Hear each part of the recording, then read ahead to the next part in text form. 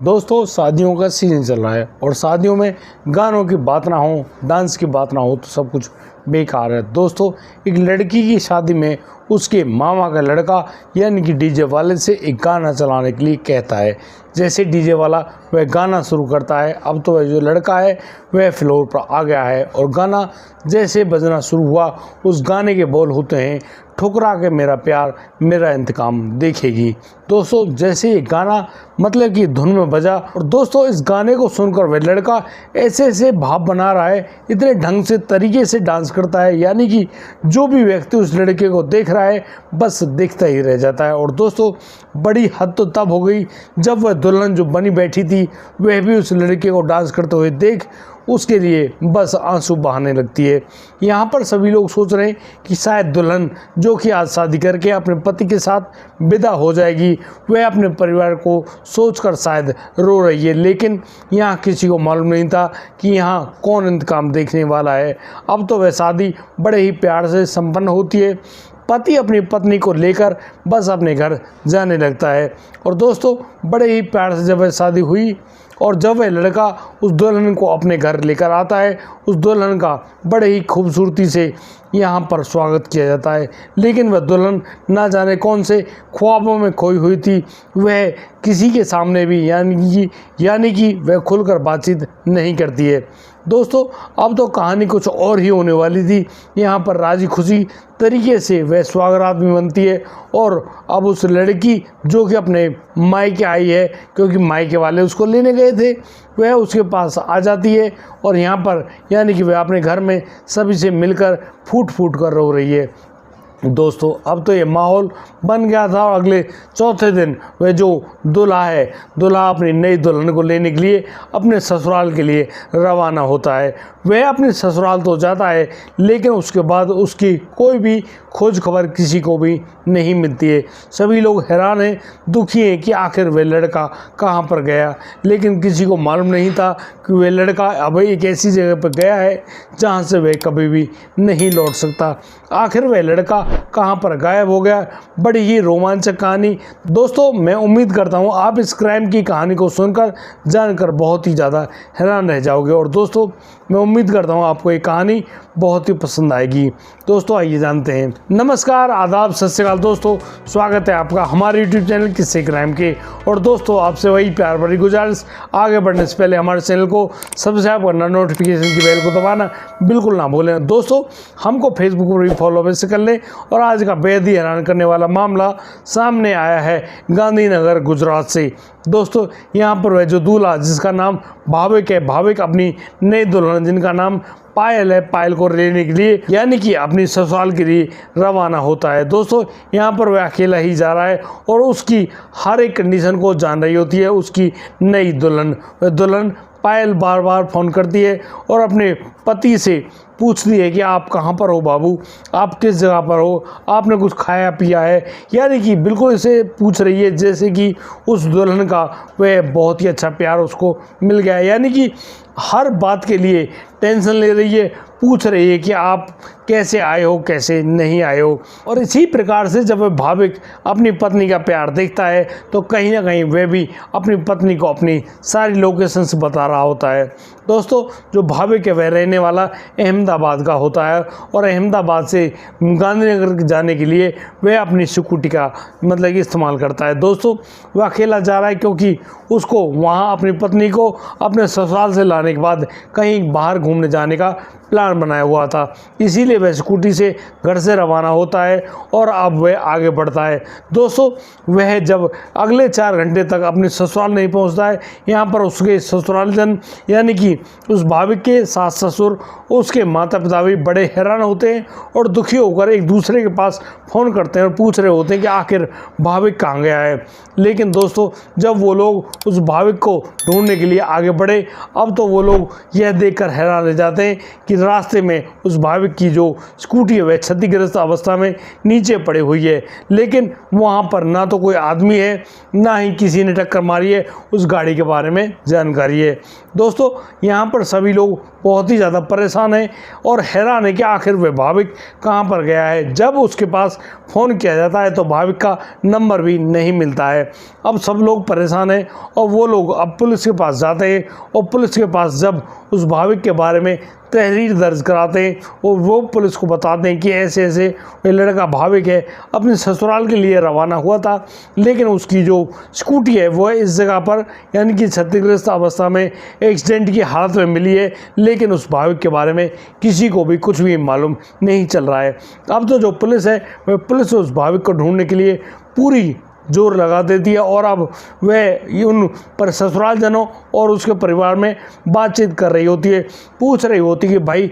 तुम्हारी किसी से कोई लड़ाई झगड़ा या कोई बात नहीं बिगड़ी हो। दोस्तों अब तो जो पुलिस है, पुलिस इंस्पेक्टर भाविक के माता पिता और उसके सास ससुर से पूछते हैं कि भाई तुम्हारी उस लड़के से कोई बातचीत तो नहीं हुई, कहीं वह ऐसे ही यानी कि अपनी स्कूटी को गिराकर कहीं पे गायब हो गया हो, भाग गया हो। लेकिन सभी लोग कहते हैं कि नहीं यार, भाविक तो बहुत ही अच्छा लड़का है, वह कभी भी ऐसा नहीं कर सकता और आज तक उसने ऐसा कुछ किया ही नहीं है। और उसके माता पिता भी यही कहते हैं कि भाई ऐसा है, हमने तो आज तक अपने बेटे को थप्पड़ तक नहीं मारा है, वह लड़का बहुत ही अच्छा है, बहुत ही केयरिंग स्वभाव का है, बड़े ही अच्छे ढंग से बातचीत भी किया करता है, किसी और का उससे झगड़ा होने की कोई संभावना ही नहीं है। अब इन बातों को पुलिस तो सुन रही है। पुलिस अब जाती है उस भाविक के ससुराल में, उसके सास ससुर, उसकी पत्नी पायल से जब पूछा जाता है तो यहाँ पर सभी लोग इस पूरे मामले में अनिविज्ञता जताते हैं कि वे बताते हैं कि उनको भाविक के बारे में कोई भी जानकारी नहीं है। वो तो अपने घर में भाविक का इंतज़ार कर रहे थे कि भाविक कब आएगा, लेकिन जब 4 घंटे बीत जाते हैं तो वो अपने समधी के पास फ़ोन करते हैं और उनसे कहते हैं कि भाई जो आपका बेटा है वह कब का वहाँ से गया है, वह अभी तक यहाँ घर में नहीं पहुँचा है। यहाँ पर भाविक के पिता कहते हैं कि भाविक को गए हुए करीब 4 घंटे बीत गए हैं, लेकिन वह जो लड़का है अब तक घर नहीं पहुंचा है। क्या वह भाविक तुम्हारे घर पर नहीं पहुंचा है? यहाँ पर दूसरा समधी साफ मना कर देता है कि नहीं, यहाँ पर कोई भी नहीं आया है। जिस प्रकार से वो ढूंढ रहे हैं, अब पुलिस भी पूरी खोजबीन लगाती है, सभी जगह पर सीसीटीवी कैमरे और जो लोग प्रत्यक्षदर्शी हों शायद उनसे पूछताछ करने की बात करते हैं, लेकिन वह जो रोड होता है बिल्कुल सुनसान है और ऐसा सुनसान कि वहाँ पर परिंदा भी पर बड़ी मुश्किल से मारे गए। यानी कि 3-4 घंटे में कोई एक गाड़ी वहाँ से गुजरती है और उसको गुजर जाने के बाद फिर 3-4 घंटे भी गुजर जाते हैं। जिस रास्ते से भाविक गया था वह गांधीनगर जाने का एक शॉर्टकट रास्ता है और वह उसी को चुनता है, लेकिन उसको मालूम नहीं था आखिर वह कहाँ पर है।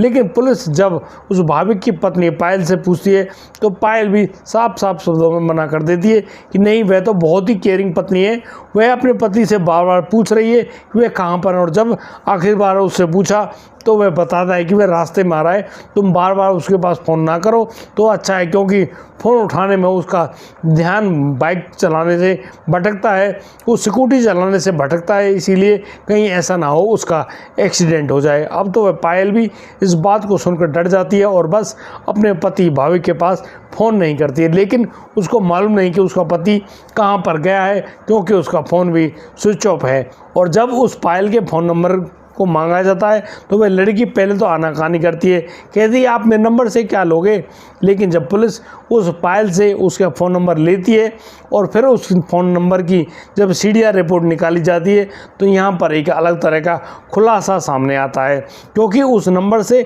जो भी कॉल की गई थी उसी लड़के यानी कि भाविक के पास की गई थी, यहाँ पर कोई और नंबर मौजूद ही नहीं होता। लेकिन पुलिस सोच रही है कि भाई पिछले 2 महीने से लगातार इतने ज़्यादा हत्याकांड सामने आ रहे हैं कि कोई पत्नी कैसे अपने पति को मार रही है, कोई ड्रम में गाड़ रही है, कोई खेतों पे मार रही है, कोई पोखर में गिरा देती है, कोई किसी को सांप से कटवा रही है। जब इस प्रकार के सारे मामले खुलकर आते हैं तो पुलिस सोच रही होती है कि कहीं ना कहीं ऐसा तो नहीं कि ये जो 4 दिन की पत्नी है कहीं इसी ने कोई ऐसा कांड कर दिया हो। लेकिन यहाँ पर पुलिस जब उस लड़की से पूछती है तो वह लड़की साफ साफ मना कर देती है और कहती है भाई वह तो बहुत ही केयरिंग पत्नी है, वह अपने पति के साथ ऐसा कुछ भी नहीं कर सकती। लेकिन दोस्तों पुलिस को कहीं ना कहीं ऐसा लग रहा होता है कि ये जो पायल है ये कुछ बातों को शायद उनसे छुपा रही है। लेकिन पुलिस अब सीधे आरोप थोड़ी लगा सकती है,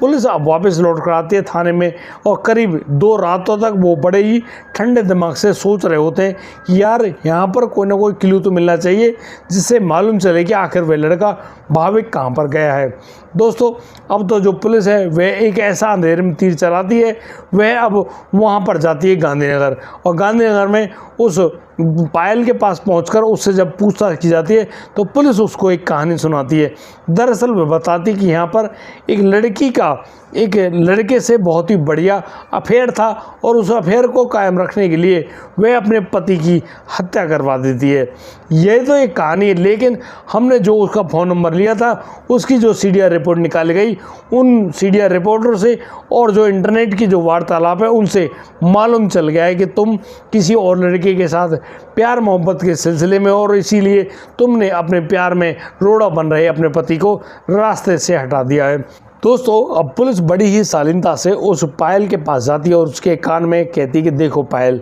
अब चुपचाप तुम पूरी बात को स्वीकार कर लो, क्योंकि हमको मालूम चल गया है कि यहाँ पूरी जो कांड है इस कांड को करने में तुम्हारी ही भूमिका पाई गई है, क्योंकि तुम उस लड़के भाविक की मौत के लिए जिम्मेदार हो। अब तो उस पायल को लगने लगा कि वह तो बहुत बुरी फंस गई है, इसी वजह से अब तो वह जो पायल है फूट फूट कर रोने लगती है। और जब उसका रोना शुरू हुआ तो उसके रोने को देखकर पुलिस भी सतर्क हो गई और बस अपने अपने मोबाइल को लेकर ऐसे उसके चारों तरफ खोल बैठी, उसके कैमरे चालू कर लिए कि वह जो पायल है वह अब कुछ कहने वाली है। और दोस्तों अब तो रोते हुए पायल कहती है कि हाँ, उसने अपने पति भाविक की जान ले ली। दोस्तों जैसे ही ये सच्चाई सभी लोगों के सामने आई, उसके माता पिता, उसका परिवार भौंचक्का रह गया और सभी लोग सोचने पर मजबूर हो गए कि आखिर ये जो लड़की है पायल इस पूरे कांड को कैसे कर सकती है। दोस्तों यहाँ पर वह जो पायल है ज़्यादा कुछ नहीं कह पाती, लेकिन पुलिस के सामने जब उसने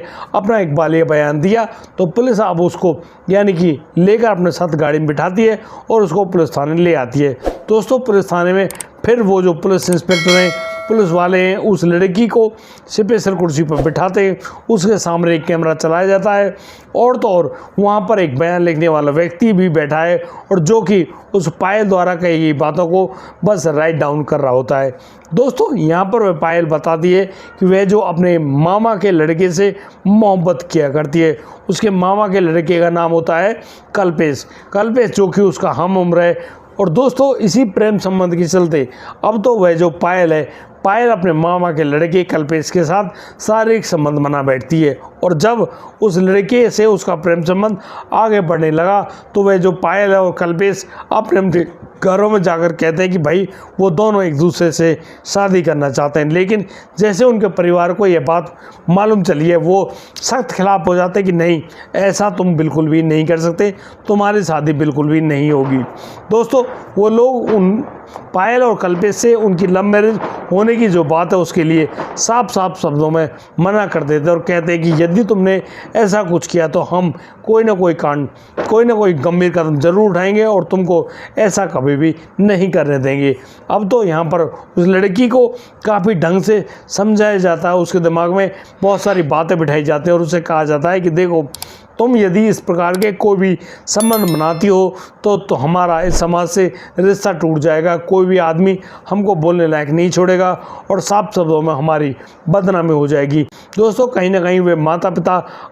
अपनी बेटी को समझाने में कामयाब हो जाते हैं और अब तो जो पायल है वह अपनी अरेंज मैरिज के लिए तैयार हो जाती है। दोस्तों उसके माता पिता द्वारा ढूंढा गया जो वर है यानी कि भाविक है, जो कि अहमदाबाद का रहने वाला है, जब उसका फ़ोटो उस पायल को दिखाया जाता है तो पायल भी अपने माता पिता की खुशी को बनाए रखने के लिए उस लड़के से शादी करने के लिए तैयार हो जाती है। और दोस्तों अब आगे का सीन बढ़ता है, बस जैसे ही उनकी यह शादी की तिथि तय हो गई उसी तारीख पर अब तो भाविक और पायल की शादी भी हो जाती है। जिस प्रकार से उनकी शादी हुई है यानी कि माहौल बहुत अच्छा बना हुआ है और उसी शादी में वह जो लड़का कल्पेश भी आया होता है और वह वहाँ जो शादी में जो डीजे है डीजे वाले से एक गाना चलवा के आता है, वही गाना जो कि हमने शुरुआत में बताया था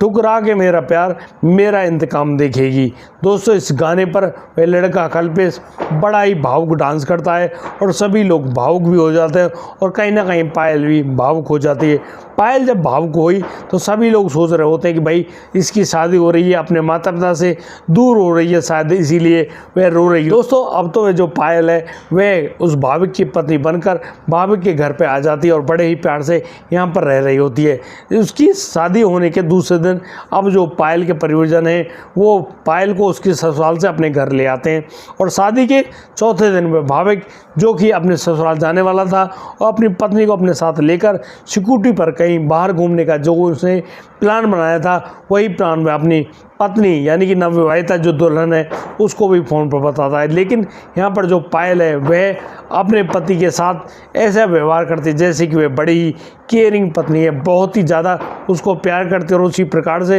वह उसके साथ खुश रहना चाहती है। वह बिल्कुल भी ऐसा नहीं लगने देती है कि वह कोई प्लान किए बैठी है, लेकिन वह तब तक अपने उस मामा के लड़के अपने आशिक कल्पेश के साथ अब तो इस भूमिका को बना बैठी थी, ऐसी साजिश कर बैठी थी कि वह जो कल्पेश है वह कल्पेश उसी दिन गाड़ी लेकर तैयार खड़ा होता है जिस दिन वह जो भाविक अपने ससुराल जाने वाला होता है। और दोस्तों वह जो दुल्हन पायल है वह अपने पति के पास पल पल में फ़ोन करती है और उसकी लोकेशन लेकर अपने प्रेमी कल्पेश को दिया करती है। अब कल्पेश को मालूम चल गया था कि हाँ किस जगह पर वह भाविक आ गया और जब भाविक उस जंगल के रास्ते से गुजर रहा होता है जहाँ पर ज़्यादातर गाड़ियाँ नहीं जाती, उसी जगह पर अब तो जो कल्पेश वह इनोवा गाड़ी में होता है उसके साथ दो उसके चाचा के लड़के भी होते हैं और वो लोग अब उस लड़के यानी कि जो भाविक है भाविक का पीछा करने शुरू कर देते हैं। जैसे जैसे भाविक की स्कूटी आगे बढ़ रही है अब तो वह जो इनोवा से कल्पेश उस भाविक को बहुत ज़ोर से टक्कर मार देता है। जैसे उस भाविक की जो स्कूटी नीचे गिरी है भाविक को काफ़ी ज़्यादा चोट तो लगती है लेकिन यहाँ पर भाविक बच जाता है। दोस्तों उसके बाद अब तो वो तीनों उस इनोवा से नीचे उतरते हैं और उस लड़के को जबरन वहाँ से उठाकर उस गाड़ी में डालते हैं और बस यहाँ दोनों वह जो कल्पेश है वह तो उस लड़के की गर्दन को दबाता है और जो उसके चाचा के लड़के हैं उस भाविक के दोनों हाथों को पकड़ लेते हैं और दोस्तों इसी प्रकार से वो लोग उस भाविक की जो सांसें हमेशा के लिए बंद कर देते हैं। और यह सब काम करने के बाद अब तो जो कल्पेश है गाड़ी में लेकर भाविक को पहुंच जाता है सीधा जो नर्मदा नदी वाला डैम बना हुआ है वहाँ पर। अब उस लड़की की जो बॉडी है उसको नर्मदा नदी में फेंक देता है। अब तो वह जो कल्पेश है ये सारा काम करने के बाद वहाँ से 9-2-11 हो जाता है। वह बिल्कुल छुप कर बैठा है लेकिन जब पायल इस पूरी कहानी को खुलकर सामने बताती है अब तो जो पुलिस है पुलिस उस पायल से उस लड़के यानी कि कल्पेश की जानकारी पाती है और उसी की दी गई निशानदेही के अनुसार अब कल्पेश को पुलिस गिरफ्तार कर लेती है। साथ ही साथ उसके जो दो चाचा के लड़के हैं उनको भी गिरफ्तार कर लिया जाता है। दोस्तों अब तो यहाँ पर वह प्रेमिका यानी कि पायल जिसने अपने मामा के लड़के से यह प्यार किया था अब तो वह भी जेल में जा रही है और उसके जो प्रेमी और उसके जो भाई है वो भी अब जेल के अंदर चले जाते हैं। इस पूरे घटनाक्रम को सुनाने का उद्देश्य किसी को परेशान करना नहीं है,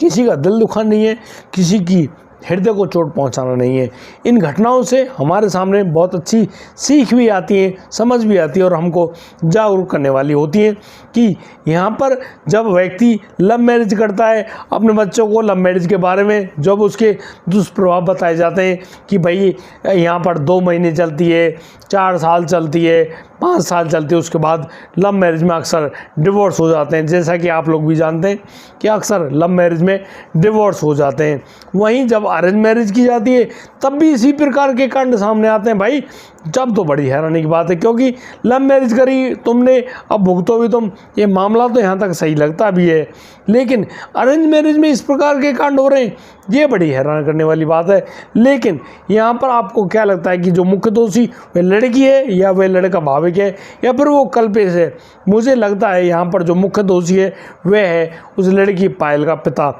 पायल के पिता को एक एक बात की जानकारी थी, वह उस सारी जानकारी को यदि अपने समधी या समधन को बताता तो वो लोग भी सतर्क रहते और हो सकता है इसी वजह से उनका जो बच्चा भाविक है उसकी जान बच जाती। लेकिन पायल के पिता ने इस बात को जग जाहिर करने में सोचा कि शायद इस वजह से कहीं उसकी बेटी की शादी न टूट जाए, इसी वजह से शायद उसने ये बातें नहीं कही, लेकिन यह उसने गलत कदम उठाया था। दोस्तों आज के लिए सिर्फ इतना ही। अब दीजिए मुझे इजाज़त, मिलता हूँ कल, लाता हूँ एक कोरोना का मामला। तब तक के लिए आप बढ़िया रहें, बेहतर रहें, अपना और अपने परिवार का बखूबी ख्याल रखते रहें। जय हिंद, जय भारत।